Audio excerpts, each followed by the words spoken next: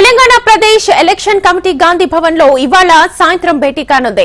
MP ticket కోసం పలువురు ఆశావాహులు దరఖాస్తు చేసుకోగా వాటిని కమిటీ పరిశీలించనుంది. వచ్చిన దరఖాస్తులను Pradesh election committee short list చేయనుంది. ఒక్కో నియోజకవర్గంలో 3 నుంచి 5 పేర్లతో లిస్ట్ ను ఈ కమిటీ తయారు చేస్తుంది. అనంతరం ఈ లిస్ట్ ను దక్షిణాది రాష్ట్రాల స్క్రీనింగ్ కమిటీ పరిశీలించనుంది. ఈ కమిటీ పరిశీలించిన తర్వాత ఆ లిస్ట్ ఏఐసీసీకి వెళ్లనుంది.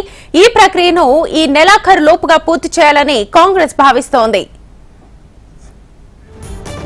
ఇదే అంశానికి సంబంధించి ఫుల్ డీటెయిల్స్ మా ప్రతినిధి ప్రేమ్ ఫోన్ లైన్ ద్వారా అందిస్తారు. ప్రేమ్,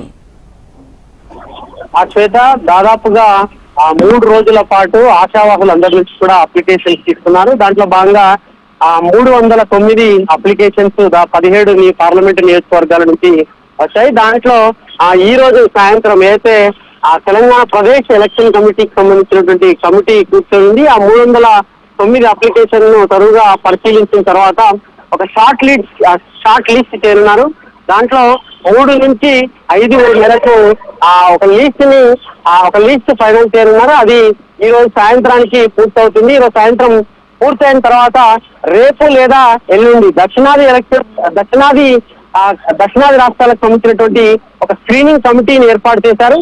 అది ప్రదేశ్ ఎలక్షన్ కమిటీ సూచించినటువంటి 3 లేదా 5కి సంబంధించినటువంటి షార్ట్ లిస్ట్ లో 1 లేదా 2 ఇద్దరిని సెలెక్ట్ చేసి ఆ లిస్ట్ ను ఏఐసీసీకి పంపిస్తుంది దక్షిణాది రాష్ట్రాల స్క్రీనింగ్ కమిటీ.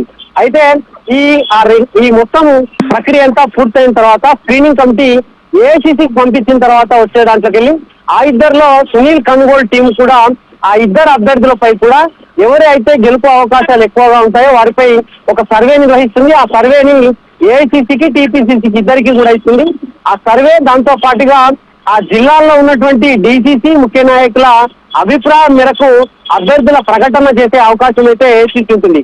ముఖ్యంగా ఈ ప్రక్రియ అంతా కూడా దాదాపు ఈ నెల 3వ వారం లోపు పూర్తి చేసి నెలాఖరు లోపు అభ్యర్థుల ప్రకటన చేయాలని చెప్పేసి అయితే కాంగ్రెస్ పార్టీ భావిస్తుంది.